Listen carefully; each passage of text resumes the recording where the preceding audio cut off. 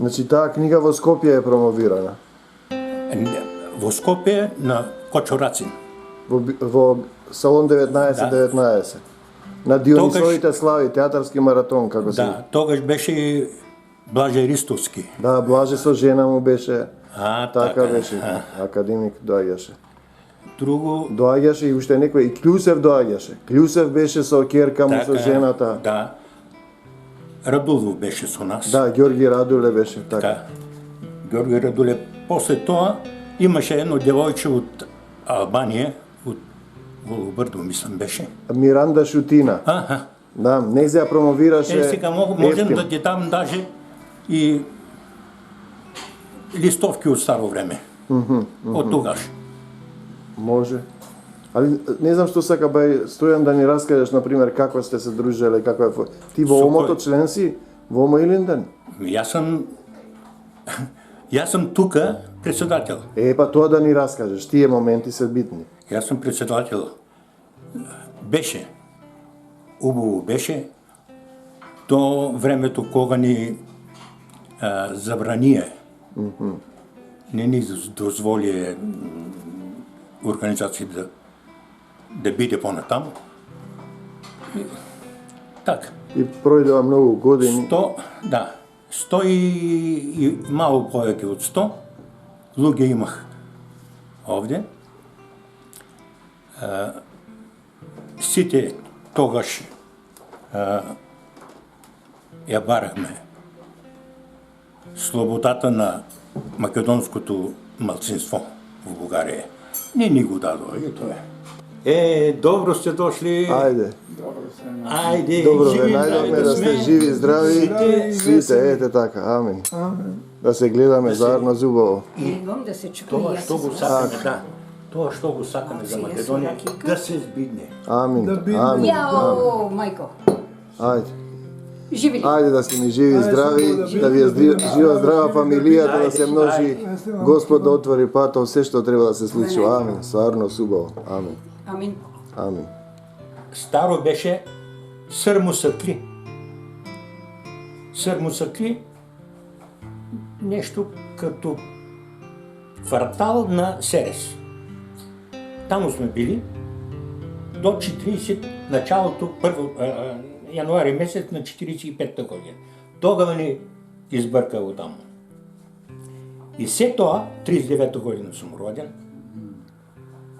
сум запамтил многу тешко. Кога минавме Боздак. Знаеш што е Боздак? Не го знам. Тоа е Боздак, е един проход од Драмскиот крај, од Драма, кам Бугарија. Дол, голям дол. Боздак. Беше обраснал с многу големи дрвета, каваци. Не тополи, каваци. И кервана стигаме до тоа место Боздак и се чу збор. Разврзај мулетата, керванот, фаштај за колелетата на каруците и се кријте.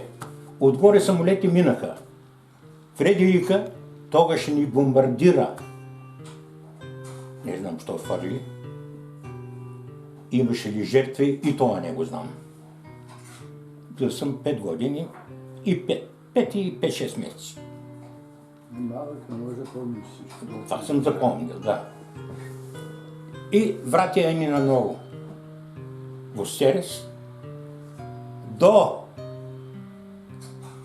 kada стигнеме до селото, Срмусакли, кугата ни беше зелена. Беха настанили така наречените маджири. Маджири, да, таму се населени. Така. Нема къде да спим. Бугари, тогава офицери, разпоредија да ни сложат в... имаше едно голям навес со коне. Кавалеријата на бугарската армија. И там бяхме долу. Приспал съм в краката на конете.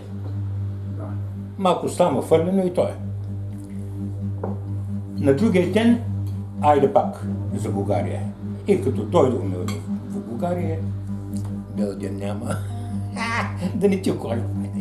Ние нямаше, деца казва, 2-3 дена да не се видим. Он дойде на Оштала. Стално сме заедно с Опа и Стефан. На Оштала на Той беше гонен македонец. Да. Тук в Пловдив идва Васка Илиева с ансамбъл. Венко вика, ще можеш ли да я представиш песната, да ги ведеш на Васка? И аз тогава ползвам жена ми. Тя сборува финно-македонски, тогаш. Ама пак е тетовско, нали? И то беше причина да влеземе внатре на гримьорната на Васка. Влезнахме, като мислиха, че сме македонци. А тогава ние бяхме с ония годиници ли бяхме, Сашка, или не бяхме се женили? Приятели, добро. А. Пред сватба. Тогава казах на Васка, Васка е така и така. Добро, дай малко да я чуя. И аз запея. Да, ето е. Запея. Тая е Бендиса. Много баш. Бендиса е и дадох песната. Соноти, всичко направено. Това е аз и жена ми. Това е истина. Не, па Венко сакаше тая песен да излезе во Македонија, во Бугарија. Не. И после това Венко нещо попадна в лапите на полицията. И Венко, що да прави? Отказа се от нас. Отказа се от нас. Обаче не само това. И рече, песната со мала промена на припевот и сакаше пари да ни прати. Ние отказахме. Таа ни молеше, морам вика да ви пратим пари за тая убава песна. Он и многу честна беше и Многу. народна македонка, воспитана од семејство Жално се. дето си отиде. Па имаме последниот ден на Васка, имаме документарен филм. Го гледам. Го имате гледано? Ни го даде Коце Странгов, јас го пуштив на тоа. И можете ајде ве кажете. И кога дојде, испрати од Македонија, испрати плоча и една на татко е. Тој исто има такъв, не знам на какво свиреше, музикант татко е. Ни изпрати две плочи. Плочата со тая песна и нейни други плочи. Много сме задоволни. Што знае, понеже той кажа за Венко, че тогава ние дойдохме, като се върнем в това Стефан, при него той уж кажа, че се вера никакви хора нямаше, значи се е страхувал. Пак да се свържа с Венко. Писах му писмо. Неговото, ето това е писмото. Да, разговаряй. Така. Разговаряй. Писах му писмо, защото не му знам и телефона. Нямам връзка с него. Адрес го знаеш. Така. Как? Да. Ама ние бяхме, знаеш кой е Питер от братя? Толкова бяхме близки. Госпожо, стягайте се, утре сутринта каравана и си заминавайте за България. Ама как? На Христоса? Майка ми плаче, ние 5 деца. Плачем покрай нея, всички дребни. Само най-голямата беше колко? 13 годишна. Мога да плаче и тя си отиде. И като тръгнахме, наредихме се в селото на кордон, дълъг кордон, видиш ли, с кой с каруца, кой без каруца, кой пеша. Разбираш ли, майка ми, това беше пред нова година. Майка ми тегля едно прасе, искаше да го зачува, това прасе, да може да ни изхрани тук в България, като дойде. Обаче кервана са налюти, всички на кервана са налютиха и вика: Златке, така се казваше майка ми, Златка. Златке, Остави прасето, закъсняваме. И майка ми беше принудена, за дребни стотинки го продаде на едно близко село, за жълти стотинки. Така останахме гладни. В каруцата, мулето, което я теглише, имаше една копане, ние корито му викаме. Корито. Под корито беше служила 3-4 кокошки от земя, за да може да ни изхрани по пътя. Така. Това беше. И като стигнем Боздак, дето ти казах, он е долу, нали преди малко? Да, го спомня, да. Боздак. Като стигна там, като стигнем и като почнаха тия самолети отгоре да фърлят нещо, разбираш ли, и се развикаха. Разпрягай мулетата, разпрягай, завързвай ги за някаква вейка, такова, или за колело. Защото бяха се изпадили и изплашили всички. И така. Добро, това. Значи, И след това се върнаме, разбираш ли, до това време, маджирите влезли в къщата. Да. Сингартийски не е беженец, но ние бяхме мусулманища. А особено там, където нашата къща, разбираш ли, викаха му Ореховската махала, защото майка ми по корен беше от Орехово, Серско. И всички бяха там. Ореховската махала, така се казваше. И значи там първо ме донесъл в Сомище и там останахте. Там, когато дойдем в Сомище, много тежко беше, защото беше много студено и намериха някаква такава кюмбе, печка, да се сгрееме на една рокозина. Знаеш ли роковска? Да. Така, на роковска. Сме спали, както да е, нямаше с какво да идем. Значи никой не ме прифати. Никой.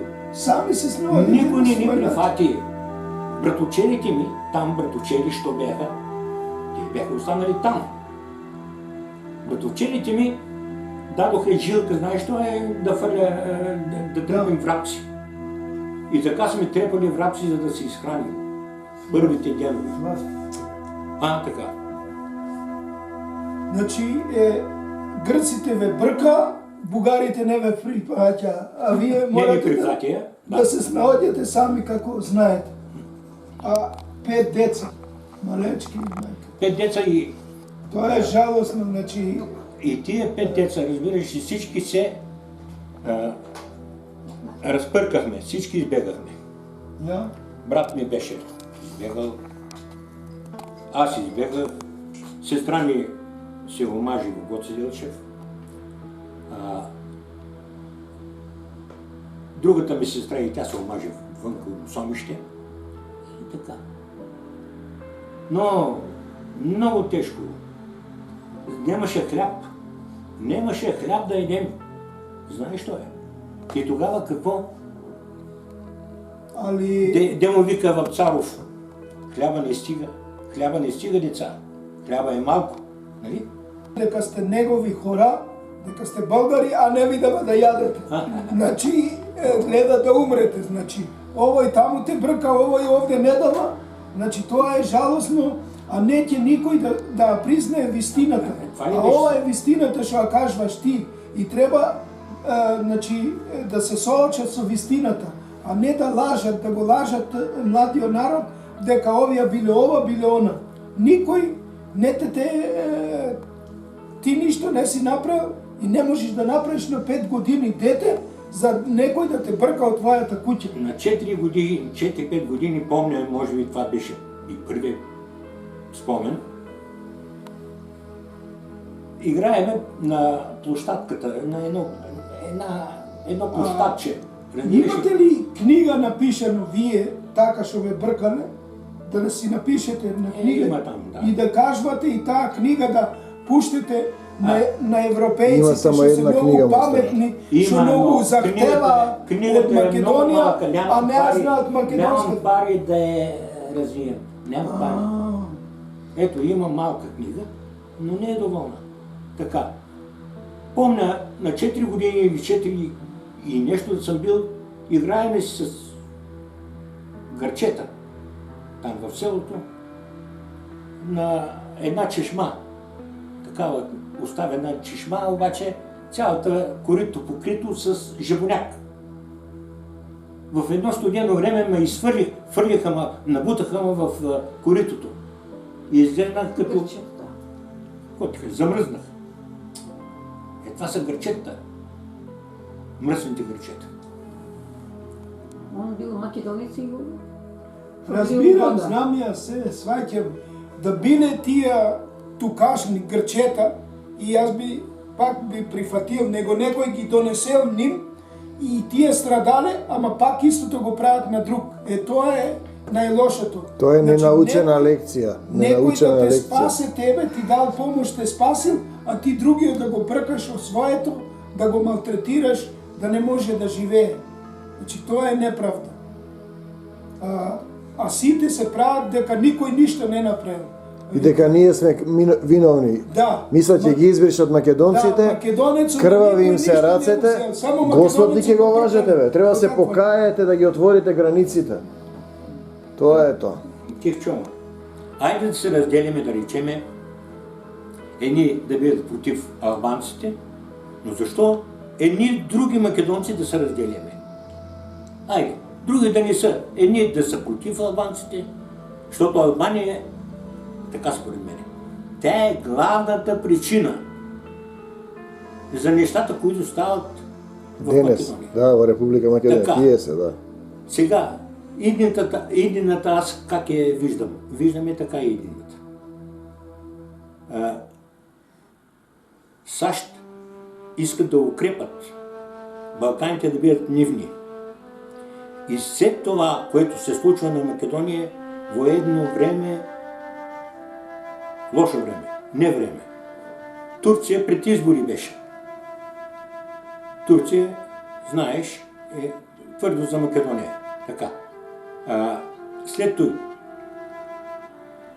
Путин гледа да ни направи лошо на спортското събитие. И справо. И ще го бойкотират. Орбан, другия, кой защитава. Имаме Китай. Имаме хора. И сега ще се отворят нещата. Но с тази укрепена американска база в Косово много е тежко положението. Така е, тоа е проблемот. Това е проблем номер 1. Така е. Тоа е. Тоа е светски проблем номер 1. Али јас имам идеологија како македонецо да таква, македонецо не може тоа да го прифати. Само крстење од Пиринска Македонија, сите момичиња треба да се мажат во Вардарска Македонија. Од Вардарска Македонија момичињата во Пиринска Македонија, во Егејска Македонија, македонецот да се поврзе еден меѓу друг од сите и да стане сам од себе, а не да чекаш од друг. Од друг не помага, другиот никогаш не помага. Сега